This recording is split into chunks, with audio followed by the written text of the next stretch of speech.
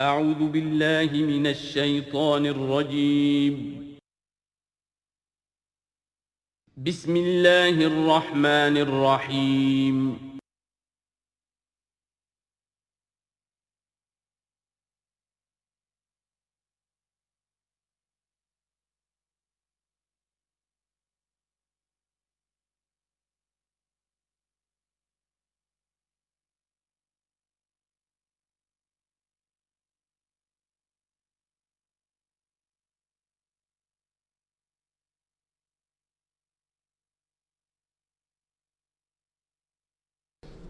الحمد للہ وکفیٰ والصلاة والسلام علی عبادہ الذین اصطفیٰ اما بعد فقد قال اللہ تبارک وتعالی کما ورد فی سورۃ محمد صلی اللہ علیہ وسلم اعوذ باللہ من الشیطان الرجیم بسم اللہ الرحمن الرحیم مثل الجنة التي وعد المتقون فيها انہار من ماء غیر آسن وانہار من لبن لم يتغیر طعمه وانہار من خمر لذۃ للشاربین وانہار من عسل مصفى ولہم فیہا من کل الثمرات ومغفرۃ من ربہم کمن ہوا خالد فی النار وسقوا ماء حمیما فقطع امعاءہم صدق اللہ العظیم۔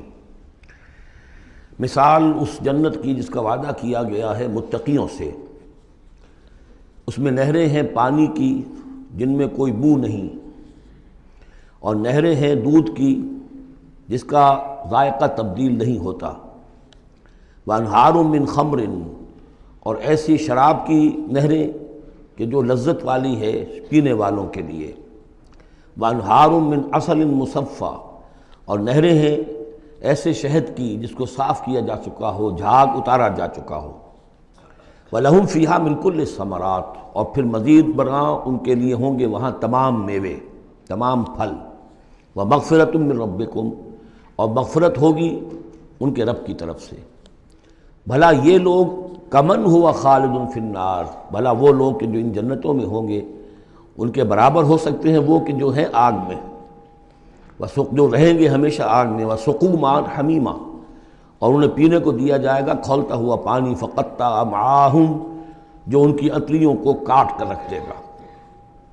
ومنہم من یستمع الیک، اب یہاں سے جو اصل مضمون اس سورہ مبارکہ کا ہے، جو میں پہلے عرض کر چکا ہوں کہ قتال سے جو طبیعت اب گھبرا رہی تھی کچھ لوگوں کی، خاص طور پر جن کے دلوں میں روک تھا، منافقت تھی، ان کی کیفیت ہے جو اس سورہ مبارکہ میں بڑی تفصیل سے آئے گی۔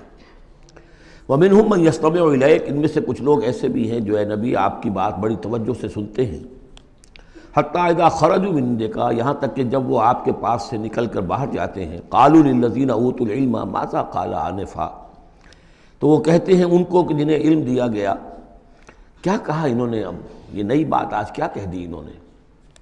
یہ اوتوا العلم سے مراد اہل ایمان بھی ہو سکتے ہیں، کہ وہ لوگ اہل ایمان میں سے جو لوگ ان میں زیادہ سمجھدار ہیں اور جن کو سمجھتے ہیں کہ زیادہ ان کو اللہ نے فہم عطا فرمایا، ان سے پوچھتے ہیں یہ بات کچھ سمجھ میں نہیں آئی جو آج کہی ہے محمد نے صلی اللہ علیہ وسلم، یا پھر یہ اہل کتاب سے جا کر پوچھتے ہیں جو علم والے، جن کو علم پہلے دیا گیا تھا، ماذا قال آنفا، یہ کیا کہہ دیا، یعنی جنگ کے بارے میں جو بھی اب کوئی تجویز ہو رہی ہے، اقدام کا مرحلہ ہے، اب نکلنا ہے، قریش کے قافلوں کا پیچھا کرنا ہے، ماذا قال آنفا اولئک الذین طبع اللہ علی قلوبہم، یہ وہ لوگ ہیں کہ جن کے دلوں پر اللہ تعالیٰ نے مہر کر دی ہے، واتبعوا اہواءہم، اور یہ اپنی خواہشات کی پیروی کر رہے ہیں، یعنی یہ ہچکچاہٹ جن کے اندر پیدا ہو گئی ہے، در حقیقت یہ نشانی ہے اس بات کی کہ ان کے دلوں میں منافقت پیدا ہو چکی ہے۔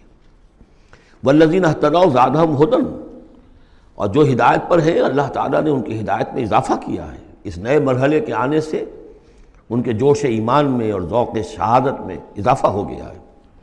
وآتاہم تقواہم، اللہ تعالیٰ نے انہیں ان کے تقویٰ میں اور اضافہ فرمایا ہے۔ فَهَلْ يَنظُرُونَ إِلَّا السَّاعَةَ أَن تَأْتِيَهُم بَغْتَةً، تو یہ کس چیز کے منتظر ہے سوائے قیامت کے کہ وہ آ دھمکے ان پر اچانک۔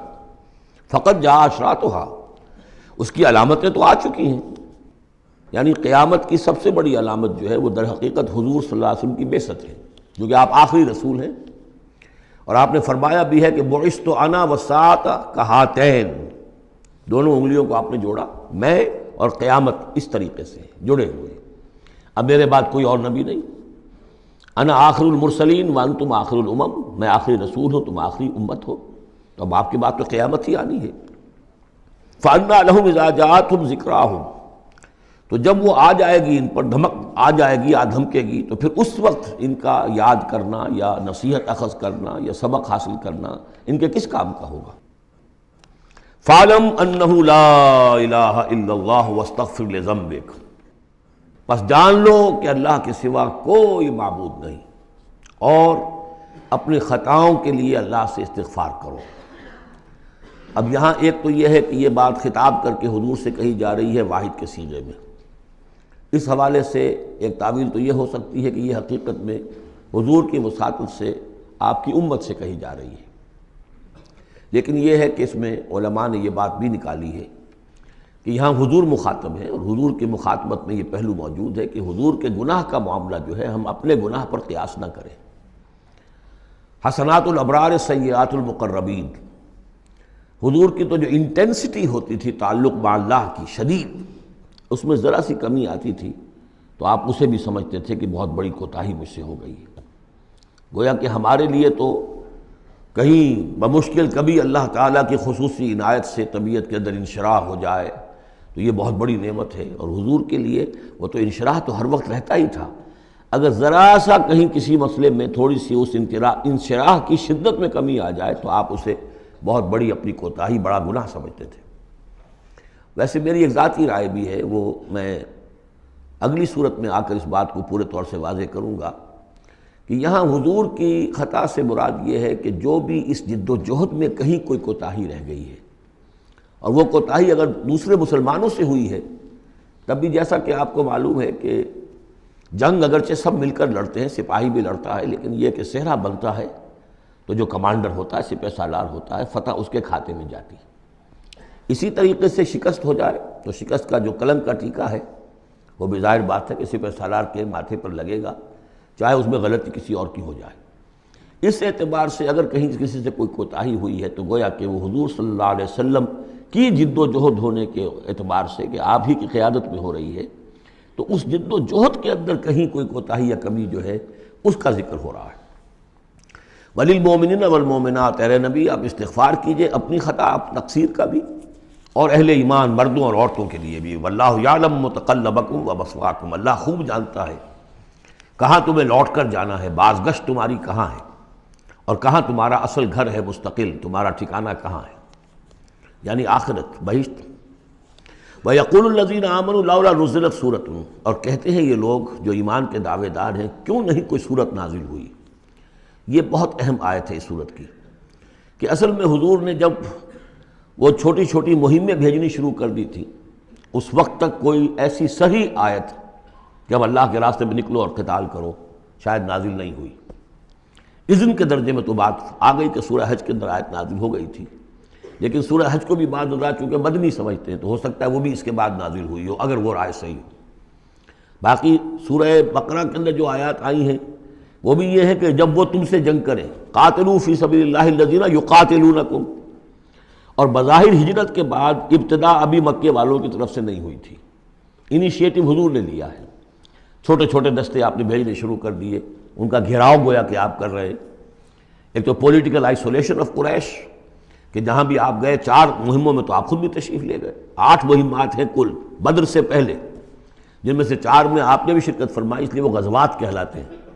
عام ہمارا خیال ہے کہ پہلا غزوہ جو ہے غزوہ بدر ہے، اس سے پہلے 8 ہیں مہمات، جن میں سے 4 سرایا ہیں جن میں حضور تشریف نہیں لے گئے، مسلمانوں کو آپ نے بھیجا، اور 4 غزوات ہیں۔ جہاں آپ گئے وہاں جا کر آپ نے وہاں کے قبیلے سے، اس علاقے میں جو قبیلہ آباد تھا اس سے آپ نے صلح کر لی۔ اب یا تو وہ پہلے حلیف تھا قریش کا، اب حلیف بن گیا وہ حضور کا صلی اللہ علیہ وسلم، یا یہ کہ نیوٹرل بن گیا، اس نے کہا کہ نہ ہم آپ کی مدد کریں گے قریش کے خلاف، نہ قریش کی مدد کریں گے آپ کے خلاف۔ نتیجہ یہ ہوا کہ پولیٹیکل جو انفلوئنس تھا، zone of influence, political influence Quraysh کا وہ کم ہو رہا ہے۔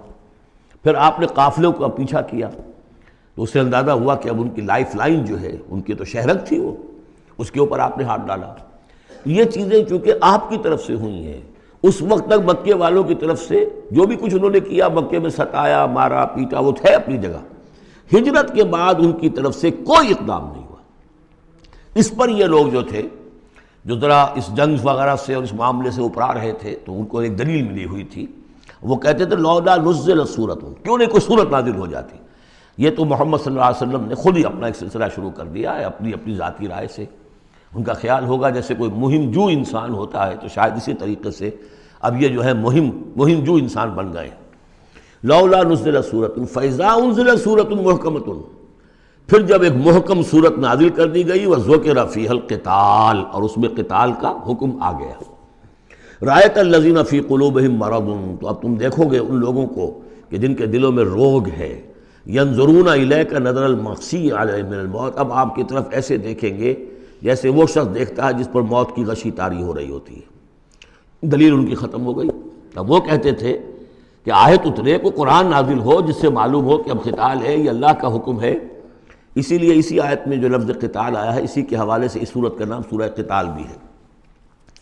فَإِذَا أُنزِلَتْ سُورَةٌ مُحْكَمَةٌ وَذُكِرَ فِيهَا الْقِتَالُ رَأَيْتَ الَّذِينَ فِي قُلُوبِهِم مَرَضٌ يَنظُرُونَ إِلَيْكَ نَظَرَ الْمَغْشِيِّ عَلَيْهِ مِنَ الْمَوْتِ فَأَوْلَىٰ لَهُمْ، تو افسوس ہے ان پر، بربادی ہے ان کے لیے. طاعۃ وقول معروف، دیکھو ایمان لائے ہو، ایمان کا دعویٰ کر رہے ہو تو اطاعت لازم ہے تم پر. طاعۃ وقول معروف، ہاں کوئی مشورہ دینا ہے، بھلی بات کہنی ہے، کوئی حرج نہیں ہے، مشورہ دے سکتے ہو، اچھی بات کہہ سکتے ہو، لیکن اطاعت کرنی پڑے گی. فَإِذَا عَزَمَ الْأَمْرُ، مشورے کے بعد جب فیصلہ ہو جائے، ایک بات طے ہو جائے، فَلَوْ صَدَقُوا اللَّهَ لَكَانَ خَيْرًا لَهُمْ، تو اب اگر انہوں نے جو وعدہ اللہ سے کیا ہوا تھا اور جو میثاق ایمان ان کا ہے، اس کو اگر یہ سچا کریں گے، ثابت ہوں گے سچے، تبھی ان کی خیریت ہے، تبھی ان کے لیے بہتری ہے. فَهَلْ عَصَيْتُمْ إِن تَوَلَّيْتُمْ أَن تُفْسِدُوا فِي الْأَرْضِ وَتُقَطِّعُوا أَرْحَامَكُمْ. اس آیت کے دو ترجمے کیے گئے ہیں. پہلے میں وہ ترجمہ کر رہا ہوں کہ جو شیخ الہند کا بھی ہے اور مجھے اسی سے اتفاق ہے، کہ تم ذرا سوچو، اگر جس حال میں اس وقت تم ہو، اگر تمہیں حکومت مل جائے، تم والی بن جاؤ، تمہیں یہاں اقتدار مل جائے اس جزیرہ نما عرب میں، تو تمہاری ابھی چونکہ پوری تربیت نہیں ہوئی ہے، خاص طور پر ظاہر بات ہے کہ جو انصار مدینہ تھے ابھی ایمان لائے تھے، ان کی تربیت تو نہیں ہوئی. ان میں ایک بڑی تعداد ایسے لوگوں کی بھی شامل تھی، آپ کو معلوم ہے کہ جو منافق تھے. آخر غزوہ احد میں 1/3 نفری جو ہے وہ نکل کر چلی گئی تھی، تو معلوم ہوا کہ اس میں اتنی بڑی تعداد میں منافق بھی تھے. اگر اس حال میں تمہیں کہیں حکومت مل جائے تو تم کیا کرو گے؟ تفسدوا فی الارض، زمین میں فساد مچاؤ گے، وتقطعوا ارحامکم، اور اپنے رحمی رشتے کاٹو گے. یہ بات سمجھنی چاہیے ان جماعتوں کو بھی کہ جو چاہے اپنے دارشت میں دین کے لیے اقتدار حاصل کرنا چاہتی ہیں، کہ ہم دین کو قائم کرنے کے لیے چاہتے ہیں کہ ہمارا غلبہ ہو، لیکن یہ کہ اگر وہ اپنے کارکنوں کی تربیت پر زور نہیں دیں گے، ان میں خلوص اور اخلاص اور للہیت، خالص اللہ کے لیے جو کرنا ہے اللہ کے لیے اور دین کے احکام کے مطابق، اگر ان جماعتوں کے کارکن جو ہیں وہ اس کی پوری تربیت یافتہ نہیں ہوں گے، تو ہو سکتا ہے کہ بجائے اگر انہیں کہیں اختیار مل جائے تو بجائے اصلاح کے اور فساد ہو جائے. اور پہلا فساد تو اس اعتبار سے کہ بہرحال وہ لوگ فاسق اور فاجر تھے، انہوں نے جو فساد مچایا سو مچایا، لیکن اگر دین کے نام پر کہیں فساد مچ جائے تو پھر دین بدنام ہو جائے گا. یہ ہے مضمون کہ جو یہاں اس آیت میں آیا ہے کہ ابھی تمہیں امتحانوں میں سے گزرنا پڑے گا، بھٹیوں میں سے نکلو گے تب تم زرے خالص بنو گے اور کندن بنو گے. ایک ترجمہ یہ کیا گیا ہے ان تولیتم، مطلب اگر تم منہ موڑ لو گے، قتال نہیں کرو گے، تو اس کا نتیجہ یہ نکلے گا کہ زمین میں فساد ہوگا اور تم اپنے رحمی رشتے قطع کرو گے. لیکن میرے نزدیک پہلا مضمون، یہ ترجمہ میں آپ کو پڑھ کر سنا رہا ہوں، شیخ الہند کا ہے. پھر تم سے یہ بھی توقع ہے کہ اگر تم کو حکومت مل جائے تو خرابی ڈالو ملک میں اور قطع کرو اپنی قرابتیں. مجھے اسی سے اتفاق ہے. اولئک الذین لعنہم اللہ فاصمہم واعمی ابصارہم، یہ وہ لوگ ہیں کہ جن پر اللہ تعالیٰ نے لعنت کی ہے اور انہیں بہرا بھی کر دیا ہے اور ان کی نگاہوں کو اندھا کر دیا ہے. افلا یتدبرون القرآن ام علی قلوب اقفالها، کیا یہ قرآن پر تدبر نہیں کرتے؟ قرآن پر تدبر کریں، اس کے بین السطور بھی تو پڑھیں. غلبہ دین کی جد و جہد میں یہ سارے مراحل آنے والے ہیں، یہ تو ان سے پہلے کہہ دیا گیا تھا، سورہ عنکبوت میں آ چکا تھا. احسب الناس ان یترکوا ان یقولوا آمنا وهم لا یفتنون، کیا لوگوں نے یہ سمجھا تھا کہ صرف یہ کہنے سے کہ ہم ایمان لائے انہیں چھوڑ دیا جائے گا اور بخش دیا جائے گا اور انہیں آزمایا نہیں جائے گا؟ وَلَقَدْ فَتَنَّا الَّذِينَ مِن قَبْلِهِمْ فَلَيَعْلَمَنَّ اللَّهُ الَّذِينَ صَدَقُوا وَلَيَعْلَمَنَّ الْكَاذِبِينَ. ہم نے تو ہمیشہ جو بھی ان سے پہلے تھے ان کو بھی آزمایا ہے، اور اللہ تو صاف کھول دے گا، واضح کر دے گا کہ کون حقیقت میں سچے مومن ہیں اور کون جھوٹ موٹ کے مومن بنے ہوئے ہیں۔ اور اسی صورت میں آگے بھی آ گیا فَلَيَعْلَمَنَّ اللَّهُ الَّذِينَ آمَنُوا وَلَيَعْلَمَنَّ الْمُنَافِقِينَ، اللہ تو بالکل دودھ کا دودھ پانی کا پانی جدا کر دے گا کہ اللہ تعالیٰ کھول دے گا کہ کون واقعی مومن اور کون منافق ہے۔ تو کیا یہ لوگ قرآن پر تدبر نہیں کرتے یا ان کے دلوں پر قفل پڑ چکے ہیں؟ ان الذین ارتدوا علی ادبارہم من بعد ما تبین لہم الہدی، یقیناً وہ لوگ جو اپنی پیٹھوں کے بل مڑ جائیں گے اس کے بعد کہ ان پر ہدایت واضح ہو چکی ہو۔ الشیطان سول لہم، شیطان نے در حقیقت ان کے لیے یہ مرحلہ ارتداد کا اور پیچھے مڑ جانے کا آسان کر دیا ہے۔ وَأَمْلَى لَهُمْ، اور ان کو بڑی طول عمل کے اندر پھنسا دیا ہے، لمبے لمبے ان کی امیدیں ہیں دنیا کے اندر۔ ظاہر بات ہے دنیا میں بڑے بڑے نقشے بنا رکھے ہیں، تو اب یہ میدان جنگ میں جاتے ہوئے تو انسان کترائے گا۔ ذَلِكَ بِأَنَّهُمْ قَالُوا لِلَّذِينَ كَرِهُوا مَا نَزَلَ اللَّهُ سَنُطِيعُكُمْ فِي بَعْضِ الْأَمْرِ، یہ اس لیے ہے کہ انہوں نے کہا ان لوگوں سے جنہیں ناپسند ہے وہ شے جو اللہ نے نازل کی۔ اللہ نے قرآن نازل کیا، یہ ناپسند کس کو تھا؟ قریش کو تھا، کفار کو اور یہود کو۔ تو یہ لوگ جو ایمان تو لے آئے تھے لیکن یہ کہ ان کے اندر وہ روگ تھا، دلوں میں وہ مرض تھا، وہ نفاق کی بیماری جڑ پکڑ چکی تھی۔ وہ یہ کہتے تھے ذالک بانہم قالوا للذین کرہوا ما نزل اللہ، جن لوگوں کو یہ اللہ کے اتاری ہوئی کتاب اور اللہ کے اتارے ہوئے احکام پسند نہیں آتے، ان سے جا کر ان کا سنطیعکم فی بعض الامر، تو دیکھیے ہم اگرچہ ایمان تو لے آئے ہیں، محمد کی بات تو ہمیں ماننی ہے لیکن ہم آپ کی بھی اطاعت جاری رکھیں گے، کچھ چیزوں کے اندر آپ کی بات پر ہم عمل کریں گے، آپ کا حکم مانیں گے۔ آپ یہ نہ سمجھیے کہ ہم نے آپ سے اپنا رشتہ بالکل توڑ لیا۔ منافق اسی کو کہتے ہیں کہ جس نے دونوں کے ساتھ جڑا رکھنے کی اپنے آپ کو کوشش کی۔ مذبذبین بین ذلک لا الہ الا ولا الہ الا، ان کے پاس جاتے ہیں تو کہتے ہیں، اہل ایمان کے پاس آتے ہیں تو کہتے ہیں ہم ایمان لے آمنا، وَإِذَا خَلَوْا إِلَىٰ شَيَاطِينِهِمْ قَالُوا إِنَّا مَعَكُمْ إِنَّمَا نَحْنُ مُسْتَهْزِئُونَ وَاللَّهُ يَعْلَمُ إِسْرَارَهُمْ، اور اللہ تعالیٰ کو خوب معلوم ہے جو کچھ کی یہ خفیہ باتیں کرتے ہیں جا کر۔ فَكَيْفَ إِذَا تَوَفَّتْهُمُ الْمَلَائِكَةُ يَضْرِبُونَ وُجُوهَهُمْ وَأَدْبَارَهُمْ، تو کیا حال ہوگا ان کا جب کہ ان کی جانیں قبض کریں گے فرشتے، ان کے چہروں پر ضرب لگاتے ہوئے، ان کی پیٹھوں کے اوپر ضرب لگاتے ہوئے۔ ذَلِكَ بِأَنَّهُمُ اتَّبَعُوا مَا أَسْخَطَ اللَّهُ، یہ اس لیے کہ انہوں نے پیروی اس چیز کی جو اللہ کو ناپسند ہے۔ وَكَرِهُوا رِضْوَانَهُ، اور ناپسند کیا انہوں نے اللہ کی رضا کو۔ فَأَحْبَطَ أَعْمَالَهُمْ، تو اللہ نے ان کے سارے اعمال اکارت کر دیے، حبط کر دیے۔ یعنی اب تک انہوں نے حضور کے پیچھے نمازیں جو پڑھی ہیں اور جو بھی کوئی نیکیاں کی ہیں، اب جب مرحلہ آ گیا ہے قتال کا اور یہ جی چرا رہے ہیں تو گویا کہ وہ سارے ان کے اب تک کے جو اعمال ہیں وہ حبط ہو جائیں گے۔ ام حسب الذین فی قلوبہم مرض ان لن یخرج اللہ اضغانہم، کیا سمجھا تھا ان لوگوں نے کہ جن کے دلوں میں یہ روگ ہے کہ اللہ تعالیٰ ان کے کھوٹ کو ظاہر نہیں کرے گا؟ وہ اپنے کھوٹ کو اندر جو نفاق کی بیماری لیے پھرتے ہیں اس کو چھپائے رکھ سکیں گے؟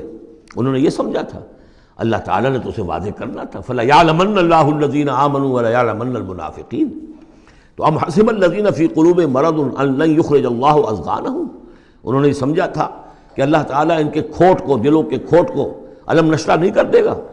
وَلَوْ نَشَاءُ لَأَرَيْنَاكَهُمْ، اور اگر ہم چاہیں تو اے نبی آپ کو دکھا دیں کہ یہ ہیں وہ لوگ۔ فَلَعَرَفْتَهُمْ بِسِیمَاهُمْ، آپ ان کے چہروں سے انہیں خود ہی پہچان لیں گے۔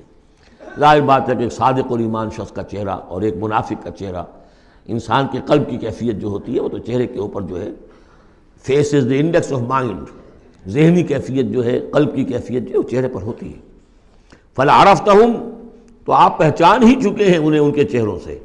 وَلَتَعْرِفَنَّهُمْ فِي لَحْنِ الْقَوْلِ، اور مزید آپ پہچان لیں گے انہیں ان کی گفتگو کے ڈھب سے، انداز سے۔ گفتگو میں بھی ظاہر بات ہے کچھ چاپلوسی کریں گے، کچھ ہیر پھیر ڈالیں گے۔ ایک مخلص آدمی کی گفتگو اور ایک اس طرح کے شخص کی گفتگو زمین و آسمان کا فرق ہوتا ہے۔ وَاللَّهُ يَعْلَمُ أَعْمَالَكُمْ، اللہ تمہارے اعمال کو خوب جانتا ہے۔ وَلَنَبْلُوَنَّكُمْ حَتَّى نَعْلَمَ الْمُجَاهِدِينَ مِنكُمْ وَالصَّابِرِينَ، اور ہم تو لازماً آزمائیں گے تمہیں، یہاں تک کہ ہم، ترجمہ تو ہوگا ہم معلوم کر لیں، ہمیں علم ہو جائے، لیکن چونکہ اہل سنت کا عقیدہ یہ ہے کہ اللہ کا علم تو قدیم ہے، تو یہاں ہم اس کی ترجمانی کرتے ہوئے کہتے ہیں ہم ظاہر کر دیں گے اس کو تاکہ سب کے علم میں آ جائے، سب دیکھ لیں۔ ہم آزمائیں گے تمہیں یہاں تک کہ سب دیکھ لیں کہ مجاہدین کون ہیں تم میں سے، حتیٰ نعلم المجاہدین منکم والصابرین، اور وہ جو صبر کرنے والے ہیں۔ وَنَبْلُوَ أَخْبَارَكُمْ، اور ہم تمہارے سارے حالات کی پوری طریقے سے تحقیق کر لیں۔ یہ تقریباً سمجھیے کہ وہ آیت جو آئی تھی سورہ بقرہ میں، وَلَنَبْلُوَنَّكُمْ بِشَيْءٍ مِّنَ الْخَوْفِ وَالْجُوعِ وَنَقْصٍ مِّنَ الْأَمْوَالِ وَالْأَنفُسِ وَالثَّمَرَاتِ، ابھی وہاں چونکہ قتال کا حکم نہیں آیا تھا، اس لیے وہاں پر ابھی جنگ کا تذکرہ نہیں تھا۔ یہ تو تھا کہ ہم تمہیں آزمائیں گے بھوک سے اور جان اور مال کے نقصان سے اور ثمرات کے ضیاع سے، لیکن یہاں اسی آیت کو ایک ایکسٹینشن سمجھیے، وَلَنَبْلُوَنَّكُمْ حَتَّىٰ نَعْلَمَ الْمُجَاهِدِينَ مِنكُمْ وَالصَّابِرِينَ، تاکہ ہم دیکھ لیں کون ہیں وہ جو واقعتاً جہاد کرنے والے ہیں، صبر کرنے والے ہیں، اور ان کی پوری طرح جانچ پرکھ کر لیں۔ ان الذين كفروا وصدوا عن سبيل الله وشاقوا الرسول من بعد ما تبين له الهدى لن يضروا الله شيئا، یقیناً وہ لوگ جنہوں نے کفر کیا اور جو روکتے رہے لوگوں کو بھی اللہ کے راستے سے اور اللہ کی اور اس کے رسول کی مخالفت میں سرگرم رہے، زدہ میں پڑ گئے، من بعد ما تبين لهم الهدى، اس کے بعد کہ ان کے لیے ہدایت واضح ہو چکی تھی، لن يضروا الله شيئا، وہ اللہ کا کچھ نہیں بگاڑ سکیں گے، وسيحبط اعمالهم، اللہ تعالیٰ ان کے اعمال کو بھی حبط کر دے گا۔ یعنی اس پہلے ذکر تھا منافقین کا، اب یہاں کفار مکہ کا ذکر ہے۔ ان کے اعمال کیا تھے؟ وہی حاجیوں کی خدمت کرتے تھے، اجعلتم سقایۃ الحاج وعمارۃ المسجد الحرام کمن آمن باللہ والیوم الآخر، اور یہ کہ بہرحال اور بھی کچھ دے، کسی نے کھانا کھلا دیا، کسی کو کچھ اور کر دیا، اور پھر یہ کہ جو کچھ انہوں نے جد و جہد کی ہے، انہوں نے بھی مال خرچ کیے ہیں، جنگیں کی ہیں۔ بدر میں آئے تھے تبھی تو بہت سے لوگوں نے کفار نے انفاق کیا تھا، تبھی تو ساز و سامان تیار ہوا تھا، 900 اونٹ لے کر نکلے تھے، روزانہ ایک دن 10 ایک دن 9 اونٹ تو ذبح ہو رہے تھے وہ فوج کو جو کھانا کھلانے کے لیے، تو آخر لوگوں نے کنٹریبیوٹ کیا تھا، تو یہ سارے اعمال ان کے اکارت چلے گئے۔ یا ایھا الذین آمنوا اطیعوا اللہ واطیعوا الرسول ولا تبطلوا اعمالکم، اے اہل ایمان اللہ کی اطاعت کرو اور اس کے رسول کی اطاعت کرو، لا تبطلوا اعمال، اپنے اعمال ضائع نہ کرا بیٹھنا۔ یعنی اب تک اگر تم نے کچھ اعمال کیے ہیں، کوئی محنت بھی کی ہے، کچھ انفاق بھی کیا ہے، کچھ اور جد و جہد کی ہے، لیکن اب جو یہ مرحلہ نیا آ گیا ہے، اس کو یوں سمجھیے اب امر حال یہ ہے، اللہ کا اس کے رسول کا جس وقت جو حکم ہے اس وقت اس کو ماننا ہوگا۔ اب حکم یہ ہے، لہذا اگر اس میں تم نے کہیں پیٹھ دکھا دی تو تم اپنے سارے سابقہ اعمال کو باطل کرا لو گے۔ ان الذین کفروا وصدوا عن سبیل اللہ ثم ماتوا وهم کفار فلن یغفر اللہ لهم، یقیناً وہ لوگ کہ جنہوں نے کفر کیا اور اللہ کے راستے سے وہ روکتے رہے اور یا رکے رہے، یہ دونوں جیسے میں نے عرض کیا کہ صدا یا صدو جو ہے یہ فعل لازم بھی ہے، فعل متعدی بھی ہے۔ ثم ماتوا وهم کفار، اور وہ مر گئے اسی حال میں کہ وہ کافر تھے، فلن یغفر اللہ لهم، تو ایسے لوگوں کو اللہ تعالیٰ ہرگز نہیں بخشے گا۔ فلا تہنوا، تو اے مسلمانوں تم ڈھیلے نہ پڑو، بودے پن کا مظاہرہ نہ کرو، وتدعوا الی السلم، سیدھا سلم میں، اور تم جو اب یہ کہہ رہے ہو صلح کی بات ہونی چاہیے اور سلامتی کی بات ہونی چاہیے اور خام خواہ کی لڑائی جھگڑا جو ہے اس سے کیا حاصل ہے، یہ جو تم کر رہے ہو یہ نہ کرو۔ فلا تہنوا وتدعوا الی السلم، بلکہ اب جو مرحلہ آ گیا ہے اب تو سرفروشی کا مرحلہ آ گیا ہے، وانتم الاعلون، اور گھبراؤ نہیں، تم ہی سب سے اونچے رہو گے، سربلند رہو گے، غالب ہوگے۔ واللہ معکم، اللہ تمہارے ساتھ ہے، اس کی مدد تمہارے شامل حال ہے۔ ولن یترکم اعمالکم، اللہ تعالیٰ تمہارے اعمال ضائع نہیں کرے گا۔ انما الحیات الدنیا لعب و لہو، یہ دنیا کی زندگی تو کھیل ہے اور کچھ جی کا بہلانا ہے، اس کے سوا کیا ہے؟ آخرت کے مقابلے میں تو یہ دھوکے کا سامان ہے، دھوکے کی ٹٹی ہے۔ وما الحیات الدنیا الا متاع الغرور وان تؤمنوا وتتقوا یؤتکم اجورکم، اگر تم ایمان لاؤ، ایمان پر قائم رہو اور اپنے رب کا تقوی اختیار کیے رکھو، اللہ تعالیٰ تمہیں دے گا تمہارے بدلے، تمہارے اجر۔ ولا یسألکم اموالکم، اور وہ تم سے تمہارے مال نہیں مانگتا، مطلب یہ کہ سارے مال نہیں مانگتا یا تم سے زبردستی مال نہیں مانگتا۔ دیکھیے دونوں چیز ذہن میں رکھیے، اللہ مال تو مانگتا ہے، من ذا الذی یقرض اللہ قرضا حسنا، کون ہے جو اللہ کو قرض حسنا دیتا ہے؟ کتنی مرتبہ کہا اللہ کی راہ میں انفاق کرو، اللہ کی راہ میں انفاق کرو۔ سورہ بقرہ میں ہم پڑھ چکے ہیں، انفقوا فی سبیل اللہ ولا تلقوا بایدیکم الی التہلکہ، اللہ کی راہ میں خرچ کرو، لگا دو، اپنے آپ کو اپنے ہاتھوں ہلاکت میں مت ڈالو۔ یہ اللہ کا مال مانگنا تو ہے، لیکن ایک تو یہ کہ جبر نہیں کیا۔ یہ کمال ہے محمد رسول اللہ صلی اللہ علیہ وسلم کا، اتنی عظیم انقلابی جد و جہد۔ کبھی آپ نے نہیں کہا کہ ایمرجنسی ہے لہذا اب سب کا مال ضبط، فلاں کا مال ضبط، کچھ نہیں۔ جو بھی تشویق ہے، ترغیب ہے، لیکن جس نے دیا اپنی مرضی سے دیا، سوائے ایک جنگ کے نفیر عام بھی نہیں تھی، تشویق ہے، ترغیب ہے۔ حرض المؤمنین علی القتال، نکلو اللہ کی راہ میں، شہادت جو ہے اس کو اپنا مقصود سمجھو، شہادت ہے مطلوب و مقصود مومن، جبر نہیں کیا۔ یہ کمال ہے میرے نزدیک۔ ویسے تو کمال ہر پہلو سے ہے، لیکن یہ نکتہ بھی ذہن میں رکھیے کہ کہیں بھی کسی صورتحال میں جبر کا معاملہ نہیں آیا۔ تو اللہ تعالیٰ تم سے جبرن نہیں مانگتا یا کل کے کل مال نہیں مانگتا۔ ان یسألکموہا، اگر وہ تم سے مانگے تمہارے سارے مال فیحفکم، اور تم پر سختی کرے اور تنگی کرے، تبخلو، تم بخل سے کام لوگے، ویخرج اضغانکم، اور اللہ ظاہر کر دے گا پھر تمہارے اندر کے کھوٹ کو، جو تمہارا کھوٹ اندر ہے وہ زبانوں پر آ جائے گا، جیسا کہ غزوہ احزاب کے موقع پر آ گیا کہ ما وعدنا اللہ ورسولہ الا غرورا، منافقین نے یہ بات کہہ دی کھلم کھلا کہ اللہ اور اس کے رسول نے تو ہمیں دھوکہ دیا، سب باغ دکھائے۔ ہاں انتم ہؤلاء تدعون لتنفقوا فی سبیل اللہ، تمہیں بلایا جا رہا ہے، ترغیب دی جا رہی ہے، تمہیں تشویق دی جا رہی ہے کہ تم اللہ کی راہ میں خرچ کرو، لتنفقوا فی سبیل اللہ، فمنکم من یبخل، تم میں سے کوئی وہ بھی ہے جو بخل سے کام لیتے ہیں، ومن یبخل فانما یبخل عن نفسہ، جو کوئی بخل سے کام لے رہا ہے وہ بخل اپنے آپ سے کر رہا ہے، وہ اپنے وہ فائدے چھوڑ رہا ہے کہ جو انفاق سے اسے ملیں گے۔ ایک کے 700 ملتے ہوں تو اگر نہیں دے رہے آپ ایک تو کس کا گھاٹا کیا؟ اپنا نقصان کیا نا، تو وہ تو اپنی جان سے ہی نفس کا جو ہے بخل کر رہا ہے۔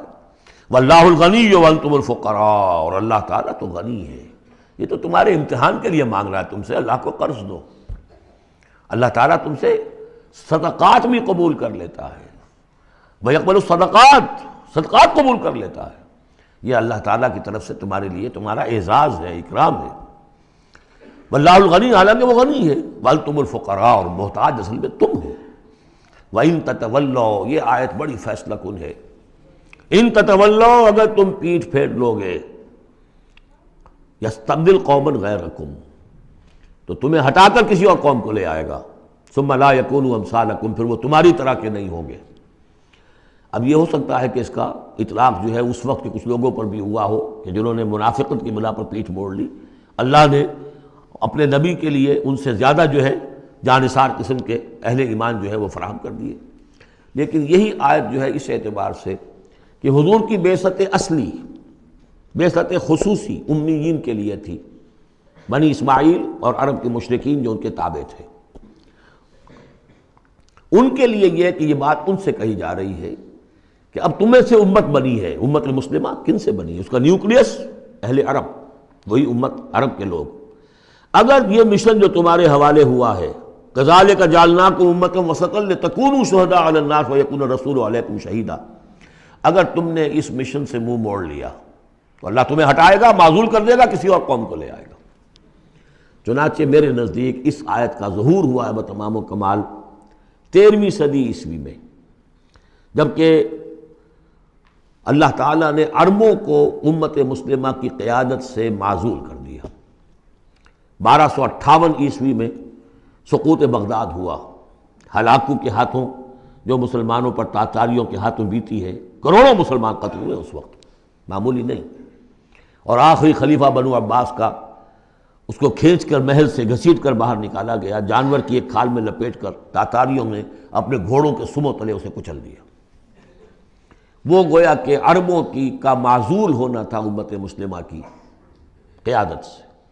اس کے بعد کچھ عرصہ گزرا ہے، لیکن پھر اللہ نے وہ ایک معجزہ دکھایا کہ انہی تاتاریوں میں سے کتنی قومیں ایمان لے آئیں۔ ہے آیا فتنہ تاتار کے افسانے سے، پاسماں مل گئے کعبے کو صنم خانے سے۔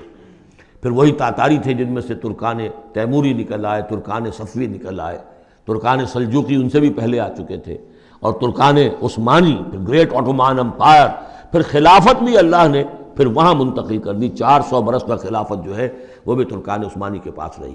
ان تتولوا یستبدل قوما غیرکم ثم لا یکونوا امثالکم، صدق اللہ العظیم۔ سورۃ الفتح، تمہیدی باتیں میں پہلے عرض کر چکا ہوں۔ یہ سورہ مبارکہ نازل ہوئی ہے صلح حدیبیہ کے بعد۔ اس کی جو تاریخی پس منظر ہے صرف یہ چند جملے کفایت کریں گے۔ سن 5 میں غزوہ احزاب کے بعد یہ حضور نے صحابہ سے کہہ دیا تھا کہ اب قریش میں وہ دم نہیں رہا کہ اب دوبارہ وہ تم پر چڑھ کر آئیں اور حملہ کریں۔ لن تغزوکم قریش بعد عامکم ھذا ولکنکم تغزونہم، اب انیشیٹو تمہاری طرف سے ہوگا۔ وہ انیشیٹو حضور نے لیا ہے سن 6 میں۔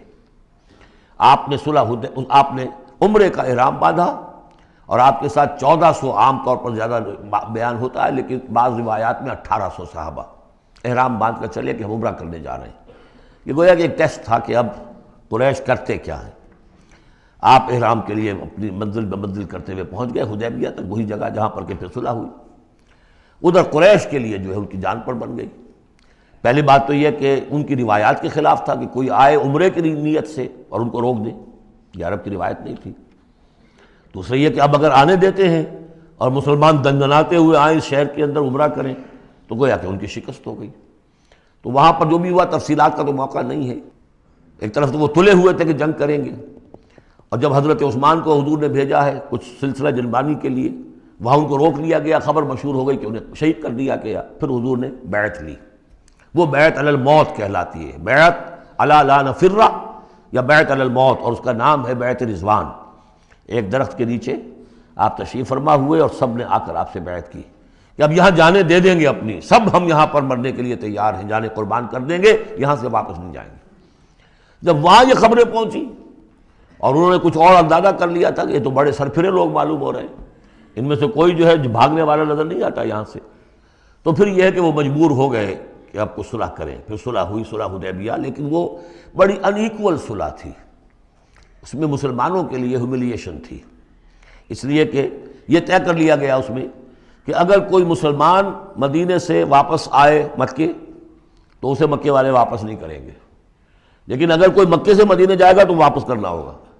اور وہاں پر ہو بھی یہ گیا۔ ابو جندل صحابی تھے جن کو کہ اسی نے جو کہ وہاں سے صلح کے لیے گفت و شنید کرنے کے لیے آیا تھا، سہیل بن عمرو، اس کا ہی بیٹا عین اس وقت وہ پہنچ گیا، لیکن صلح کے وہ کاغذات لکھے جا چکے تھے، اس نے معاملہ بچایا، مسلمانوں مجھے پھر قصائیوں کے حوالے کر رہے۔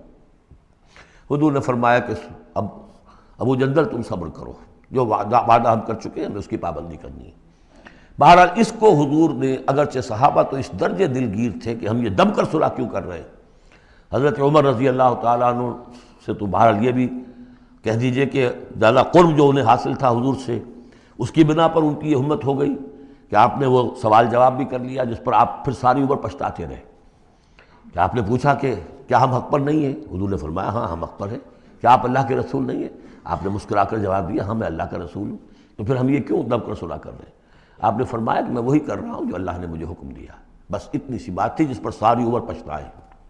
لیکن یہ بات حضرت علی نے بھی کر دی اس درجے میں کہ جب وہ صلح نامہ لکھا گیا، حضور ڈکٹیٹ کرا رہے تھے، حضرت علی کاتب تھے، لکھ رہے تھے، تو اب حضور نے فرمایا یہ صلح نامہ ہے، لکھو محمد رسول اللہ اور قریش کے مابین۔ وہ سہیل بن عمرو نے اعتراض کر دیا کہ نہیں، یہ اگر ہم اس پہ لکھیں گے ظاہر بات ہے صلح نامے پر تو دونوں فریقوں کے دستخط ہوتے ہیں، تو میں دستخط کروں گا تو میں تو آپ کو اللہ کا رسول نہیں مانتا، ورنہ اس عبارت کی روح سے جب اس کے نیچے میرا بھی دستخط آئیں گے تو گویا میں نے مان لیا۔ تو حضور نے اس پر بھی مسکرا کر کہا کہ تم مانو نہ مانو میں اللہ کا رسول ہوں، لیکن اے علی مٹا دو یہ رسول اللہ کے لفظ، مٹا دو، وہاں سے لکھ دو یہ معاہدہ ہے محمد ابن عبداللہ اور قریش کے مابین۔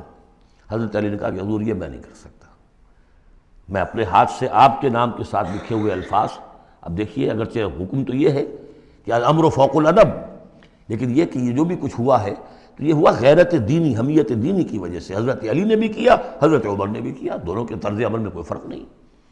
لیکن بہرحال اس کے بعد جو ہے صلح ہوئی ہے، اور مسلمانوں کے دل اگرچہ اس پہ بہت ہی رنجیدہ تھے، اور یہ بات بھی بڑی عجیب تھی کہ وہیں احرام کھول دیے گئے، وہیں قربانی کے جانور جو ہیں، تو اب اس پر جو ہے یہ آیت صورت اتری ہے، اور پہلا لفظ یہ ہے انا فتحنا لک فتحا مبینا، مسلمانوں کی دلجوئی کے لیے کہ تم جسے سمجھ رہے ہو کہ دب کر صلح کی ہے، حقیقت حال کے اعتبار سے تو اے محمد ہم نے آپ کو بڑی روشن فتح عطا فرمائی۔ آج ہم اسے انٹرپریٹ کر سکتے ہیں روشن فتح کس اعتبار سے کہ ٹریٹی کے معنی یہ ہے کہ مصالحت یا صلح ہوتی ہے دو فریقوں کے درمیان جو ایک دوسرے کو ریکگنائز کریں۔ اس کا مطلب یہ ہے کہ قریش نے ریکگنائز کر لیا that Muhammad is a power to reckon with، اور یہ بہت بڑی بات ہے، قریش نے تسلیم کیا، اور تسلیم کرنا جو ہے یہ اللہ تعالیٰ کی طرف سے فتح عظیم ہے۔ انا فتحنا لک فتحا مبینا لیغفر لک اللہ ما تقدم من ذنبک وما تاخر۔ اب دیکھیے یہ ذنب کا لفظ یہاں پھر دوبارہ آ گیا، تاکہ اللہ تعالیٰ بخش دے آپ کو جو پچھلے ہوئی آپ کی کوئی کوتاہیاں یا گناہ یا جو بعد میں ہوئی، وَيُتِمَّ نِعْمَتَهُ جو پیچھے رہے گناہ ان کو بھی بخش دے، وَيُتِمَّ نِعْمَتَهُ عَلَيْكَ اور تاکہ اللہ تعالیٰ اپنی نعمت کا اتمام فرما دے آپ پر، وَيَهْدِيَكَ صِرَاطًا مُسْتَقِيمًا اور آپ کو ہدایت دے سیدھے راہ کی طرف۔ اب یہ ہے پھر ایک اشکال پیدا ہوتا ہے کہ حضور صلی اللہ علیہ وسلم تو پہلے ہی سیدھی راہ پر ہیں، پھر یہ کہ تمام اہل ایمان حضور کے ساتھ سیدھی راہ پر چلے آ رہے ہیں، اور سیدھی راہ پر چلتے ہوئے اب اہل ایمان کو بھی، حضرت ابوبکر کو بھی آپ کے ساتھ چلتے ہوئے کتنے برس ہو گئے؟ 18 برس ہو گئے، تو اب ان کے معنی کیا ہو گئے؟ تو اس پہ بہت سی بحثیں ہیں، یہ تو اب میں تفسیر میں نہیں جا سکتا۔ میری توجہ وہی ہے جو میں اس سے پہلے سورہ محمد میں کر چکا ہوں ضم کی، کہ یہ جو جد و جہد ہوئی ہے اس میں اگر کہیں کوئی خامی کوتاہی کسی کی طرف سے ہوئی ہے، چاہے وہ کسی اور مسلمان کی طرف سے ہوئی ہے، صاحب ایمان کی طرف سے ہوئی ہے، غلطی ہوئی ہے، خطا ہوئی ہے، ان سب کی اب اللہ تعالیٰ تلافی فرما دے گا۔ یہ فتح مبین جو ہے وہ ان سب کو کور کر جائے گی، اور یہدیہ کا صراط مستقیم، اب آپ کی یہ جد و جہد بالکل سیدھی تیر کی طرح اپنے ہدف کی طرف بڑھے گی۔ اب اس میں کوئی جو ہے تزلزل نہیں ہوگا، بلکہ آپ کی یہ جد و جہد، اللہ کے دین کی اقامت کی جد و جہد اور اللہ کی حکومت قائم کرنے کی جد و جہد جو ہے سیدھی اپنے ہدف کی طرف بڑھتی چلی جائے گی۔ چنانچہ یتم نعمتہ، وہ تو ہم پڑھ چکے ہیں، الیوم اکملت لکم دینکم واتممت علیکم نعمتی ورضیت لکم الاسلام دینا۔ تو دین کا اتمام ایک تو اس شکل میں کہ قرآن میں دین مکمل ہو جائے، شریعت پوری ہو گئی، لیکن اس سے تکمیل نہیں ہوتی اس معنی میں جب تک اس کی ایک عملی ڈیمانسٹریشن بھی مکمل نہ ہو۔ عملی ڈیمانسٹریشن مکمل ہوتی ہے جب اللہ کی حکومت بالفعل قائم ہو جائے۔ تو اتمام نعمت جو ہے وہ صرف کتاب کے اندر اس شریعت کا پورا بیان ہو جانا اور نظام کا آ جانا، اس سے وہ اتمام بتمام و کمال نہیں ہوتا جب تک کہ اس کی ایک نشانی، اس کا ایک نمونہ جو ہے، اس کی ایک صورت لوگوں کے سامنے نہ آ جائے، آئیڈیل فارم اس کی جو ہے وہ سامنے نہ آ جائے، اس کا نمونہ سامنے آ جائے۔ تو اس کے لیے ضروری ہے کہ اب یہ جد و جہد آپ کی جو ہے سیدھی اب تیز رفتاری کے ساتھ اپنے اصل ہدف یعنی اظہار دین، لیظہرہ علی الدین کلہ، اور یہ آیت آ جائے گی اس سورہ مبارکہ کے آخر میں بھی کہ ہم نے بھیجا ہی آپ کو اے محمد اس لیے ہے کہ آپ اللہ کے دین کو غالب کریں۔ تو وہ اللہ کے دین کے غلبے کی جد و جہد اب تیر کی طرح سیدھی جائے گی۔ اللہ نے ساری اگلی پچھلی اگر کوئی اس میں کمیاں کوتاہیاں رہ گئی ہیں کسی کی طرف سے آپ کے ساتھیوں میں سے، ان سب کی تلافی کے لیے یہ فتح مبین آپ کو عطا کر دی۔ وَيَنْصُرَكَ اللَّهُ نَصْرًا عَزِيزًا، اور اللہ آپ کی مدد کرے گا ایسی مدد کہ جس کے لیے کوئی شکست نہ ہو، بڑی زبردست مدد۔ هُوَ الَّذِي أَنزَلَ السَّكِينَةَ فِي قُلُوبِ الْمُؤْمِنِينَ لِيَزْدَادُوا إِيمَانًا مَعَ إِيمَانِهِمْ، وہی ہے کہ جس نے اہل ایمان کے دلوں میں سکینت نازل کر دی تاکہ ان کے ایمان میں اور اضافہ ہو جائے، تاکہ وہ اور اضافہ کر لیں اپنے ایمان میں، جتنا ایمان ہے اس سے اور بڑھ کر۔ وَلِلَّهِ جُنُودُ السَّمَاوَاتِ وَالْأَرْضِ، اب ظاہر بات ہے کہ اس میں ایک تو کیفیت یہ تھی کہ جو انہیں سکون حاصل تھا کہ وہ تیار تھے سب اپنی جانیں دینے کے لیے، اس کے لیے بھی ایک سکون قلب کے اندر اللہ تعالیٰ نے ان کے پیدا کیا تھا، تبھی تو وہ اس کے لیے آمادہ ہوئے۔ پھر یہ کہ ان کے اندر نظم اور ضبط کا یہ عالم کہ کوئی ایک شخص بھی حق میں نہیں تھا کہ یہ صلح یہاں اس وقت ہو، لیکن محمد رسول اللہ ان کی اطاعت، اس کا سب سے بڑا ٹیسٹ وہاں ہوا ہے۔ اور یہ بات جو میں کہہ رہا ہوں شاید بعض حضرات کو عجیب لگی، کوئی ایک شخص بھی نہیں تھا اس کے حق میں، اس کی دلیل کیا ہے؟ اس کی دلیل یہ ہے کہ جب حضور نے جب صلح ہو گئی مکمل، آپ نے فرمایا مسلمان اٹھو، احرام کھول دو اور یہی قربانیاں دے دو۔ کوئی نہیں اٹھا، ایک بھی نہیں اٹھا۔ دوسری مرتبہ کہا آپ نے اٹھو بھائی، اب ہو گیا بات، بس جو ہو گئی ہو گئی، اب یہی احرام کھول دو، کوئی نہیں اٹھا۔ تیسری دفعہ کوئی نہیں اٹھا۔ آپ دلگیر ہو کر، دل گرفتہ ہو کر اپنے خیمے میں چلے گئے۔ ام سلمہ رضی اللہ تعالیٰ عنہ ام المومنین آپ کے ساتھ تھیں، ان سے جا کر کہا میں نے 3 مرتبہ مسلمانوں سے کہا ہے کہ اٹھو اور احرام کھول دو، کوئی نہیں اٹھ رہا۔ انہوں نے کہا، مشورہ دیا کہ آپ کسی سے کچھ نہ کہیں، اپنی زبان سے کچھ نہ کہیں، آپ اپنا احرام کھول دیے، بس آپ آئے باہر، آپ نے قربانی دی، احرام کھول دیا، اس پر اب سب اٹھ گئے۔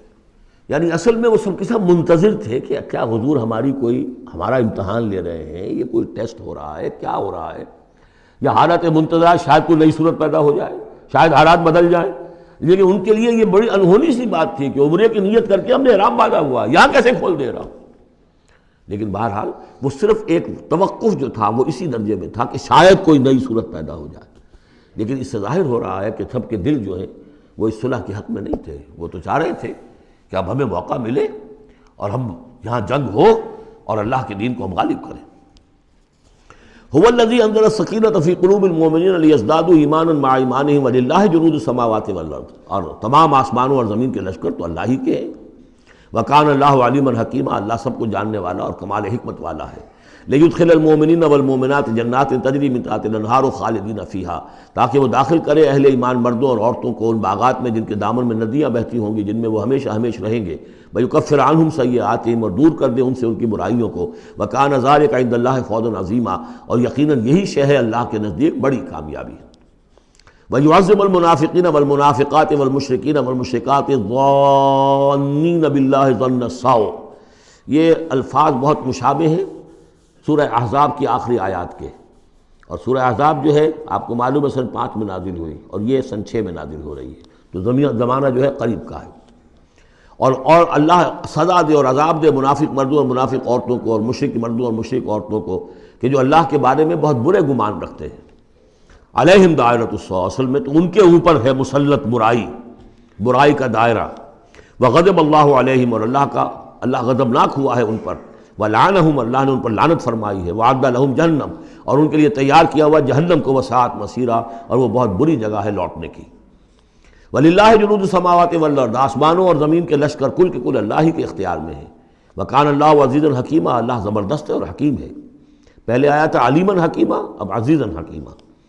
انا ارسلناک شاہدا ومبشرا ونذیرا، اے نبی ہم نے بھیجا ہے آپ کو شاہد بنا کر، وہی شاہد گواہی دینے والا۔ یہاں اپنے قول اور اپنے عمل سے اللہ کے دین کی گواہی دی۔ قیامت میں کھڑے ہو کر عدالت میں پروزیکیوشن وٹنس کی حیثیت سے کہیں گے اے اللہ تیرا دین جو مجھ تک آیا تھا میں نے پہنچا دیا تھا، اب یہ ان کے ذمے ہے۔ فکیف اذا جئنا من کل امۃ بشہید وجئنا بک علی ہؤلاء شہیدا، ہم نے آپ کو بھیجا ہے گواہ بنا کر اور بشارت دینے والا بنا کر اور خبردار کرنے والا بنا کر، لتؤمنوا باللہ ورسولہ، تاکہ اے مسلمانوں تم ایمان رکھو اللہ پر اور اس کے رسول پر، وتعزروہ وتوقروہ، اور اللہ کے رسول کی تو تم مدد بھی کرو اور ان کی تعظیم کرو، توقیر کرو، وتسبحوہ بکرۃ واصیلا، اور اللہ کی تم تسبیح کرو صبح شام۔ یہاں دیکھیے اس آیت میں لتؤمنوا باللہ ورسولہ، اللہ اور اس کے رسول دونوں پر ایمان رکھو، پھر رسول کے لیے وتعزروہ وتوقروہ، اور اللہ کے لیے وتسبحوہ بکرۃ واصیلا، اس کی تسبیح بیان کرو صبح شام۔ ان الذین یبایعونک انما یبایعون اللہ، یقیناً وہ لوگ جو اے نبی آپ سے بیعت کر رہے ہیں وہ حقیقت میں اللہ سے بیعت کر رہے ہیں۔ ید اللہ فوق ایدیہم، اللہ کا ہاتھ ان کے ہاتھوں کے اوپر ہے۔ فمن نکث فانما ینکث الی نفسہ، تو جو کوئی بھی اس بیعت کی خلاف ورزی کرے گا، اس کو توڑے گا، اس کا سارا وبال اسی کے اوپر ہوگا۔ ومن اوفی بما عاہد علیہ اللہ، اور جو پورا کر دے گا اس معاہدے کو جو اللہ سے کر رہا ہے، فسیؤتیہ اجرا عظیما، تو اللہ تعالیٰ اسے اجر عظیم عطا فرمائے گا۔ اس آیت کو اچھی طرح سمجھ لیجئے اور اس کا تعلق جوڑ لیجئے جو سورہ توبہ کی آیت نمبر 111 تھی۔ ان اللہ اشتری من المؤمنین انفسهم واموالهم بان لهم الجنہ یقاتلون فی سبیل اللہ فیقتلون ویقتلون وعدا علیہ حقا فی التوراۃ والانجیل والقرآن ومن اوفی بعہدہ من اللہ فاستبشروا ببیعکم الذی بایعتم بہ، اللہ نے اہل ایمان سے ان کی جانیں اور مال خرید لی ہے جنت کے عوض۔ یہ جو خرید و فروخت ہو گئی ہے یہ بیع ہو گئی ہے، بیع و شرع ہو گئی ہے۔ فاستبشروا ببیعکم الذی بایعتم بہ، خوشیاں مناؤ، جشن مناؤ اس بیعت پر، اس بیع پر، اس سودے پر جو تم نے کیا ہے، اس سے بہتر سودا کوئی نہیں۔ اچھا یہ بیع تو ہوئی بندے اور اللہ کے مابین۔ فرض کیجئے میں بیعت کر رہا ہوں، اے اللہ میں اپنی جان مال تیرے حوالے کرتا ہوں، لیکن اللہ کے اور میرے درمیان تو غیب کا پردہ ہے۔ یہ کیسے، کس کو دوں یہ جان اور مال، کس کے حکم پر دوں، کس کے کہنے پر دوں، کہاں مال خرچ کروں؟ ظاہر بات ہے کہ اس کے لیے کوئی انسان، اب وہ انسان اس وقت ہے محمد الرسول اللہ صلی اللہ علیہ وسلم، بیع اللہ سے، بیعت محمد سے۔ محمد اللہ کے رسول ہیں، وہ بتائیں گے کہ اس طرح مال خرچ کرو، اس طرح جان لگاؤ، یہ وقت آ گیا ہے جان لے کر میدان میں آ جاؤ، جان ہتھیلی پر رکھ کو میدان میں آ جاؤ۔ لہذا جو بیع اللہ سے ہوئی ہے، ان اللہ اشتری من المؤمنین انفسهم واموالهم بان لهم الجنہ، اس کے لیے بیعت محمد رسول اللہ سے ہو رہی ہے۔ اور یہ عرب میں رواج تھا کہ جب وہ کوئی سودا کرتے تھے پھر وہ مصافحہ کرتے تھے، ہاتھ ملاتے تھے۔ ہاتھ جب ملا لیا اب وہ جو سودا ہے پکا ہو گیا، اب پیچھے نہیں جا سکتے آپ۔ جب تک مصافحہ نہیں ہوتا اس وقت تک آدمی کوئی اس میں تبدیلی کر سکتا ہے، لیکن مصافحہ جو ہے وہ پختگی کے لیے۔ لہذا یہ بیعت اب محمد رسول اللہ سے ہو رہی ہے کہ ہم نے جو جان اللہ اور اپنی مال جو اللہ کے حوالے کی ہے اسے ہم خرچ کریں گے آپ کے کہنے کے مطابق، جو آپ حکم دیں گے، آپ کی مرضی ہے، آپ ہم سے جب چاہیں یہ جان اور مال حاصل ہے، جب چاہیں وصول فرما لیں۔ یہ بیعت ہے جو ہوئی ہے محمد رسول اللہ سے۔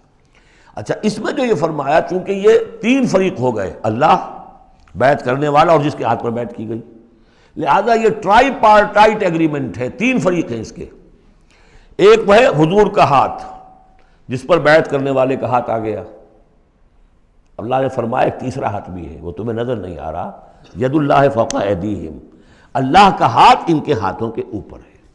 تو یہ تین ہاتھ ہیں در حقیقت اس بیعت کے اندر، اس بیعت کے اندر۔ ان الذین یبایعونک انما یبایعون اللہ، اصل میں تو بیعت، اور بیعت جو ہو رہی ہے تو اللہ سے ہو رہی ہے۔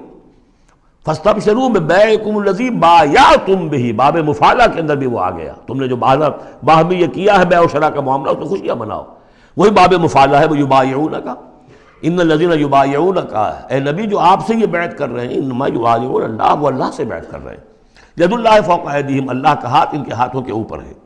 فمن نکث فانما ینکث علی نفسہ، تو جو کوئی بھی اب اس سے روگردانی کرے گا، اسے توڑے گا، اس کی خلاف ورزی کرے گا، اس کا وبال اسی پر آئے گا، آپ پر اس کا کوئی الزام نہیں۔ ومن اوفی بما عہد علیہ اللہ فسیؤتیہ اجرا عظیما، اور جو بھی پورا کر دے گا جس کا کہ اس نے وعدہ اللہ سے کیا ہے، یہ معاہدہ اللہ سے ہوا جان اور مال کا۔ اسی لیے سورہ احزاب میں آپ نے پڑھا تھا نا، من المؤمنین رجال صدقوا ما عہدوا اللہ علیہ ومنہم من قضی نحبہ ومنہم من ینتظر، اہل ایمان میں وہ جوان مرد ہیں جنہوں نے اپنا جو عہد کیا تھا اللہ سے وہ پورا کر دکھایا، سچا کر دیا۔ ان میں سے وہ بھی ہیں جو اپنی نظر پیش کر چکے، اور وہ بھی ہیں جو باقی منتظر ہیں ابھی کہ کب ہماری باری آئے۔ وبال دوش ہے سر جان ناتواں پہ، مگر لگا رکھا ہے تیرے خنجر و ثنا کے لیے، اے اللہ ہم لیے پھر رہے اس سر کو کہ کب تیری راہ میں کٹے اور ہم فارغ ہو جائیں، سمک دوش ہو جائیں، ہمارے کندھے سمک ہو جائیں، ہلکے ہو جائیں، سمک دوش، کندھا ہلکا ہو جائے۔ یہ سر کا بوجھ ہم لگائے ہوئے ہیں اپنے سر پر کہ کب تیری طرف سے حکم آئے ہم نے اپنے سر کٹوائیں اور ہم فارغ ہوں۔ اب اسی کو سمجھ لیجئے کہ حضور کے بعد یہ بیعت کس سے ہوگی؟ جو بھی کوئی داعی اللہ اب کھڑا ہو اللہ کے نام کے، نبی تو نہیں ہوگا، ہوگا امتی، اطاعت اس کی ہوگی، اللہ اور اس کے رسول کی اطاعت کے نیچے نیچے، اس کے دائرے کے اندر، مستقل بذات اطاعت اس کی نہیں ہوگی۔ لیکن یہ کہ بہرحال اب بھی ضرورت ہوگی کہ کوئی جماعت ہو، کوئی جمعیت ہو، کوئی طاقت ہو، ایک فرد سے جو ہے اکیلا چنا بھاڑ نہیں پھوڑ سکتا۔ دین کو غالب کرنے کی جد و جہد، عقیم الدین جو ہم پڑھائے ہیں، یہ پورا سلسلہ جو ہے مکی صورتوں کا جو ان مدنی صورتوں کے ساتھ منسلک ہے، توحید عملی، اقامت دین، اور جو اس صورت کے اندر آ جائے گا لیظہرہ علی الدین کلہ، اس کے لیے جماعت چاہیے، جمعیت چاہیے۔ تو اب بھی کوئی اللہ کا بندہ ہوگا، آپ اسے ٹھوک بجا کر دیکھ لیں، اطمینان دیکھیں، سوچ دیکھیں اس کی رائے کیا ہے، وہ کیا سمجھتا ہے، اگر وہ دین سے بھی واقف ہے، اگر وہ یہ کہ زمانے کے حالات سے بھی واقف ہے، اس کی شخصیت کو دیکھیے، اس کے ماحول کو دیکھیے، اگر آپ کا دل گواہی دے کہ یہ کوئی بہروپیہ نہیں ہے، یہ واقعتاً سنسیئر آدمی ہے، خلوص کے ساتھ اس کے ہاتھ میں ہاتھ دے کر بیعت کیجیے، ساتھ چلیے۔ یہی طریقہ مسنون اور منصوص ہے، یہی ایک طریقہ ہے جس کا قرآن مجید میں، یعنی نصوص کسے کہتے ہیں؟ نصوص قرآنی، نصوص حدیث، حدیث میں بھی ذکر ہے تو بیعت کا ہے۔ باقی اور کوئی طریقہ جماعت سازی کا مسنون نہیں ہے، مباح وہ بھی ہے، جو بھی طریقہ اختیار کر لیا مباح ہے، حرام نہیں ہے۔ ممبرشپ ہے، ممبرشپ سے پھر امیر کا منتخب کرنا ہے، 2 سال 4 سال کے بعد پھر انتخاب، ٹھیک ہے، کوئی شے حرام نہیں ہے جب تک کہ اس کی حرمت کے لیے کوئی دلیل نہ ہو۔ لیکن مسنون اور منصوص اور معصور، تین الفاظ۔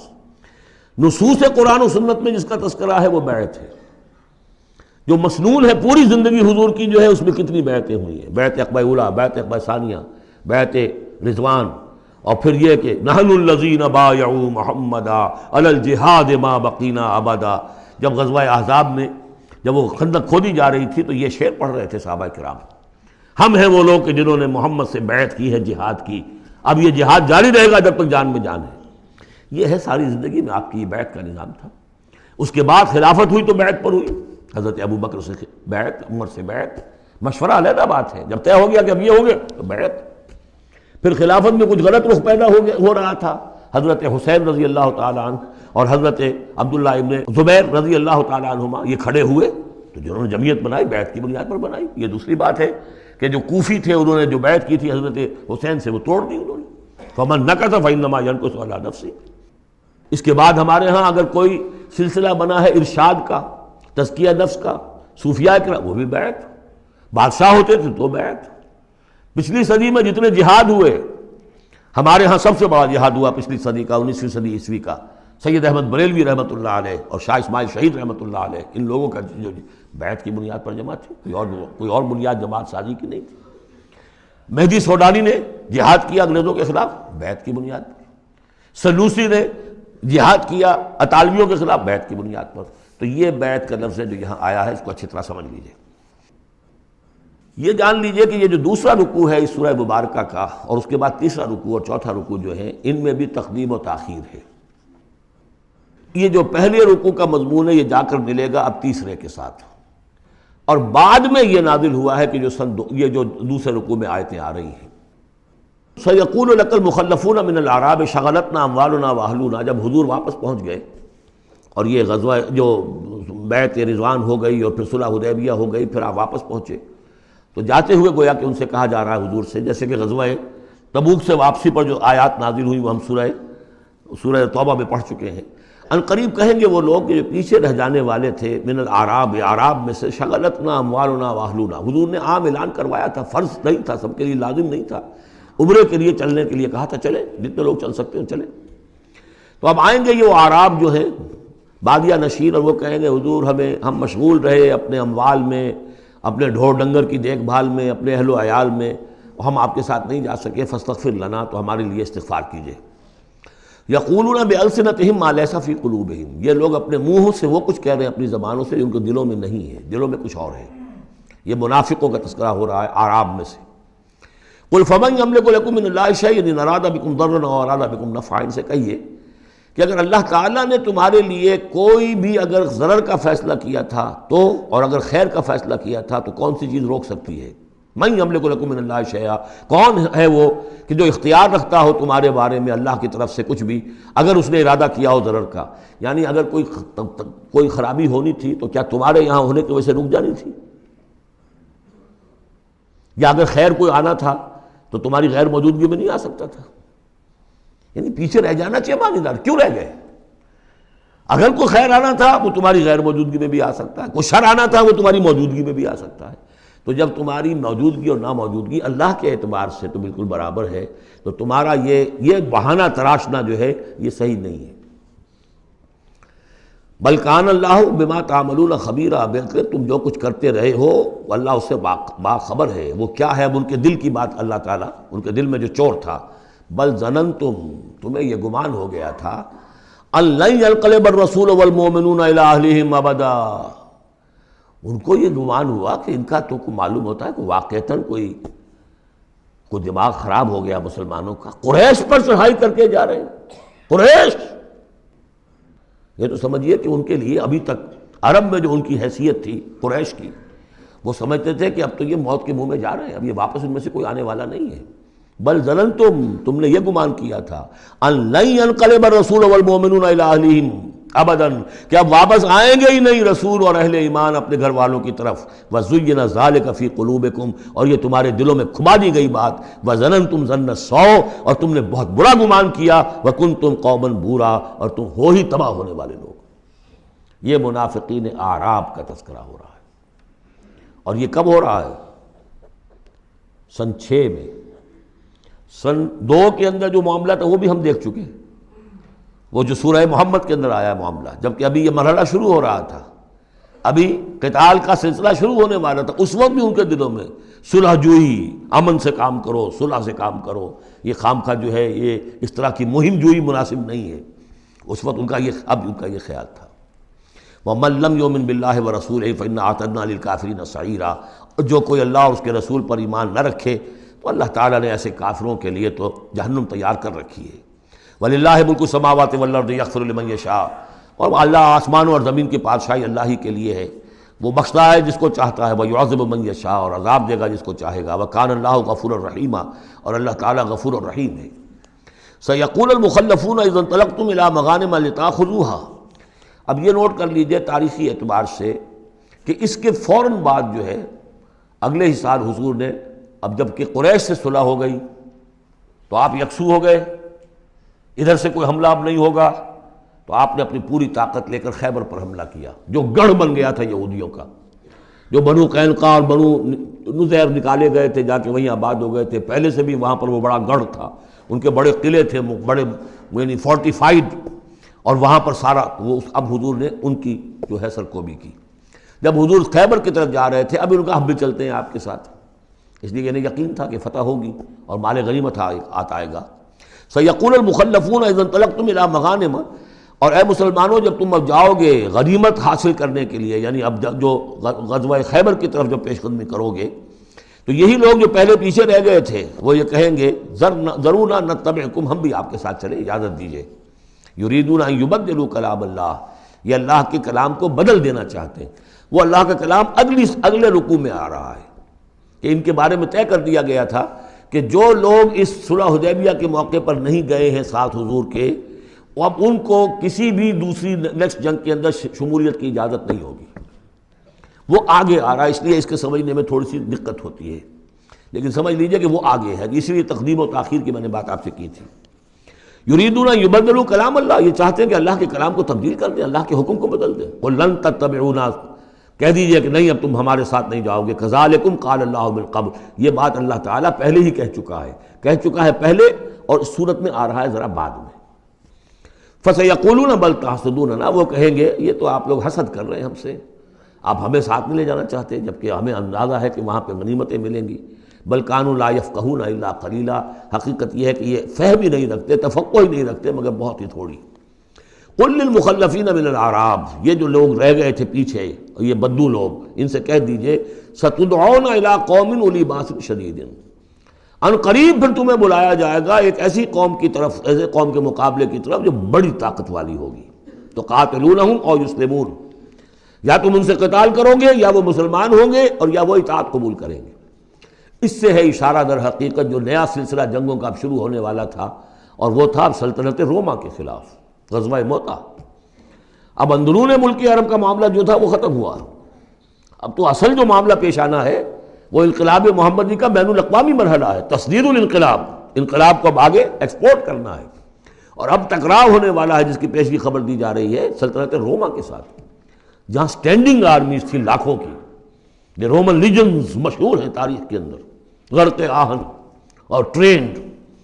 تو تمہیں بلایا جائے گا اس وقت، پھر تمہیں ایک موقع دے دیا جائے گا، ستدعون الی قوم اولی باس شدید تقاتلونہم او یسلمون، اور یہ اصل میں تین چیزیں آ گئیں وہی کہ اب جو بھی اس عرب سے باہر جو معاملہ ہوا ہے، یا تو وہ اسلام لے آئیں یا وہ اطاعت قبول کر لیں، یہ دونوں یسلمون میں شکلیں ہو جائیں گی، اطاعت قبول کر لیں گے اسلام لے آئیں یا پھر جنگ ہوگی۔ فَإِن تُطِيعُوا يُؤْتِكُمُ اللَّهُ أَجْرًا حَسَنًا، اگر اس وقت تم اطاعت کرو گے اللہ کے رسول کی، ان کے ساتھ جاؤ گے تو اللہ تعالیٰ جو ہے تمہیں اجر حسنہ دے گا۔ وَإِن تَتَوَلَّوْا كَمَا تَوَلَّيْتُم مِّن قَبْلُ، اور اگر تمہیں اسی طرح پیٹھ دکھا دی جیسے کہ پہلے پیٹھ دکھائی تھی، يُعَذِّبْكُمْ عَذَابًا أَلِيمًا، تو اللہ تعالیٰ عذاب علیم دے گا تمہیں۔ لَيْسَ عَلَى الْأَعْمَىٰ حَرَجٌ، ہاں اگر کوئی اندھا ہے تو اس پر کوئی الزام نہیں ہے، کوئی تنگی نہیں ہے، وہ اگر نہیں گیا کوئی بات نہیں۔ وَلَا عَلَى الْأَعْرَجِ حَرَجٌ، نہ کوئی لنگڑا ہے تو اس کے لیے بھی نہیں ہے۔ وَلَا عَلَى الْمَرِيضِ حَرَجٌ، اسی طریقے سے کوئی بیمار ہے تو اس پر بھی کوئی اس کی باس پرس نہیں ہے۔ وَمَن يُطِعِ اللَّهَ وَرَسُولَهُ يُدْخِلْهُ جَنَّاتٍ تَجْرِي مِن تحتها الْأَنْهَارُ، اور جو اللہ تعالیٰ اور اس کے رسول کی اطاعت کرے گا اللہ تعالیٰ اس کو داخل کرے گا ان باغات میں جن کے دامن میں ندیاں بہتی ہوں گی۔ وَمَن يَتَوَلَّى، اور جو کوئی پلٹ جائے پیٹھ موڑ لے، يُعَذِّبْهُ عَذَابًا أَلِيمًا، اللہ تعالیٰ اسے عذاب علیم دردناک عذاب دے گا۔ اب اس کے بعد یہ پہلے رکوع والا مضمون جو بیعت کا مضمون چل رہا تھا، وہی بیعت کا مضمون اب آگے یہاں چل رہا ہے۔ یہ بیچ والا جو ہے دوسرے رکوع کا مضمون، یہ اس کے بعد کا تھا، پہلے آ گیا ہے۔ وہاں جو فرمایا تھا کہ ان الذین یبایعونک انما یبایعون اللہ، اب آگے چلیے، لقد رضی اللہ عن المؤمنین اذ یبایعونک تحت الشجرہ، اللہ راضی ہو گیا ان اہل ایمان سے جو آپ سے بیعت کر رہے تھے درخت کے نیچے۔ فعلم ما فی قلوبہم، تو اللہ تعالیٰ کے علم میں ہے جو کچھ ان کے دلوں میں تھا، اور اس وقت ذوق شہادت اور جوش جہاد تھا، ابھی وہ صلح کی بات تو ہوئی نہیں، وہ تو بیعت کر کے ہونے کے بعد ہوئی ہے۔ فانزل السکینۃ علیہم، اللہ نے ان پر سکینت، سکون، اطمینان نازل کر دیا۔ واصابہم فتحا قریبا، اور انہیں فتح دے دی بہت قریب، وہ فتح قریب وہی ہے، انا فتحنا لک فتحا مبینا، اس صلح کو کہا گیا کہ فوری طور پر انہیں فتح مل گئی۔ ومغانم کثیرۃ یاخذونہا، اور بہت سی غنیمتیں ہیں جو وہ اور جو لیں گے، حاصل کریں گے۔ وَكَانَ اللَّهُ عَزِيزًا حَكِيمًا، اور اللہ تعالیٰ زبردست ہے، حکمت والا۔ وعدکم اللہ مغانم کثیرۃ تاخذونہا، اے مسلمانوں اللہ کا تم سے وعدہ ہے بہت سی غنیمتیں تمہیں ملیں گی۔ فعجل لکم ہذہ، تو یہ تو تمہیں نقد دے دی ہے، فوری طور پر دے دی ہے یہ فتح جو تمہیں مل گئی ہے۔